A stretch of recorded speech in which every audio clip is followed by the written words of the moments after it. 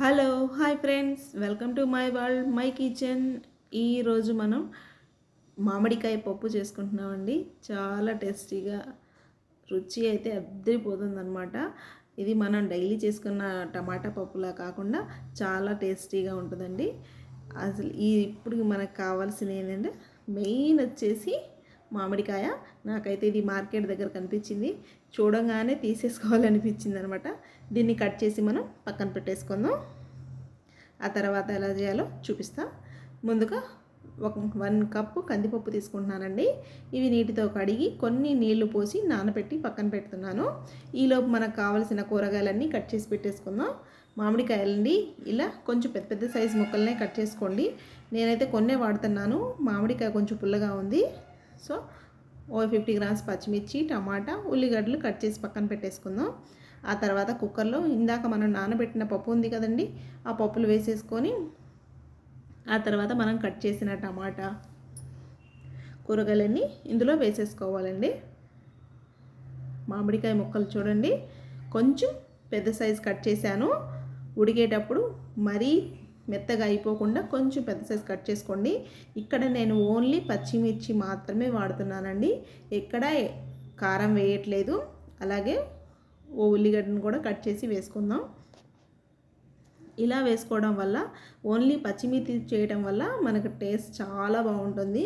మీరు ఇలా ట్రై చేయండి, టేస్ట్ అయితే అదిరిపోతుంది అనమాట. ఇలా అన్ని కూరగాయలన్నీ వేసుకున్న తర్వాత ఒక 2 గ్లాసులు నీళ్ళు, ఒక 1 స్పూన్ పసుపు వేసుకుంటున్నా. అలాగే ఒక 1 స్పూన్ ఆయిల్ వేసుకుందాం. అలాగే మరొక 1 స్పూన్ జీలకర్ర వేసుకుంటున్నానండి. ఇలా జీలకర్ర వేయడం వల్ల మంచి ఫ్లేవర్తో ఉడుకుతుందన్నమాట పప్పు. ఆ తర్వాత మూత పెట్టేసి ఒక 3 విజిల్స్ వచ్చేంత వరకు దీన్ని మనం ఉడికించుకుందాం. చూడండి, మనకి పప్పు అయితే ఇలా ఉడికిపోయింది. జస్ట్ మనకి 3 విజిల్స్ సరిపోతాయండి, ఎక్స్ట్రాగా అయితే మనం కుక్ చేయొద్దు. మరీ మెత్తగా అయిపోతే టేస్ట్ ఉండదన్నమాట. ఇందులో నేను కల్లుప్పును వాడుతున్నాను రుచి కోసం. ఆ తర్వాత పప్పు గుత్తితోటి ఇలా మెత్తగా చేసుకుందాం. కారం వాడట్లేదు కదండి, మీరు కారం వేయకుండా ట్రై చేయండి, టేస్ట్ అయితే చాలా బాగుంటుంది అన్నమాట పచ్చిమిర్చితోటి చేయడం వల్ల. ఇలా కచ్చా పక్కాగా మనం పప్పు గుత్తితోటి చేసేసుకున్న తర్వాత ఇందులో మనం కొత్తిమీరని వేసుకుంటున్నామండి. ఇది ముందే వేసి మెత్తగా చేసుకున్నామా దీని ఫ్లేవర్ మనకు తెలియదు అనమాట. అందుకని మనం కొంచెం మెత్తగా చేసుకున్న తర్వాత లాస్ట్లో మనం కొత్తిమీరని కలుపుకుంటున్నాం. ఆ తర్వాత పోపు పెట్టేసుకుందాం. నెక్స్ట్ మనం ఒక ప్యాన్ తీసుకొని 2-3 స్పూన్స్ ఆయిల్ వేసుకుంటున్నామండి. ఆ తర్వాత ఒక 1 స్పూన్ ఆవాలు, ఒక 1 స్పూన్ జీలకర్ర, మరొక స్పూన్ పచ్చిపప్పు, అలాగే మినపప్పు వేసేసుకొని వీటిని మనం దోరగా వేయించుకుందాం. ఇవి కొంచెం వేగిన తర్వాత ఇందులో మనం ముందుగా కట్ చేసి పెట్టుకున్నాం కదండి ఉల్లిగడ్డల ముక్కలు, పొడవుగా కట్ చేసి వేసుకోండి, పోపుకి చాలా బాగుంటాయి అన్నమాట. ఇవి కొంచెం వేగిన తర్వాత ఎండుమిరపకాయలని వేసుకుంటున్నాం. మనం ముందే ఎండుమిరపకాయలని వేసుకున్నామా మాడిపోతాయి అన్నమాట.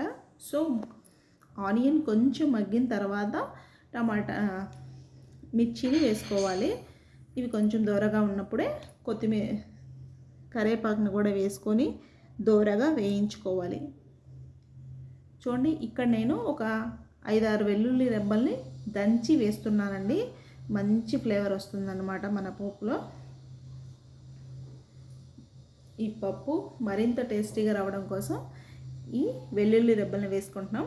ఇలా పోపు అంతా వాడిన తర్వాత మనం పప్పుని వేస్తున్నామండి. వెంటనే ఇలా వేసామో లేదా అలా మూత పెట్టేయాలన్నమాట, లేకపోతే ఫ్లేవర్ అంతా బయటకు వెళ్ళిపోతుంది, టేస్ట్ ఉండదు. ఇది ఒక పప్పు టేస్టీగా రావడానికి ఒక మంచి టిప్ అన్నమాట. మీరు ఇలా ట్రై చేయండి, చాలా బాగుంటుంది. మన పోపు అంతా ఒక పక్కకి వెళ్ళిపోయింది చూడండి. ఇప్పుడు ఆ ఫ్లేవర్ బయటికి వెళ్ళకుండా ఒక 2 మినిట్స్ తర్వాత మూత తీసి దీన్ని మనం కలుపుకుందాం. అంతేనండి, ఒక 2 మినిట్స్ మగ్గనిచ్చేసామా, రెడీ అండి మన మామిడికాయ పప్పు. టేస్టీగా అద్దరిపోతుందన్నమాట. వీడియో కానీ నచ్చిందా లైక్ చేయండి, షేర్ చేయండి, సబ్స్క్రైబ్ చేసుకోండి ప్లీజ్.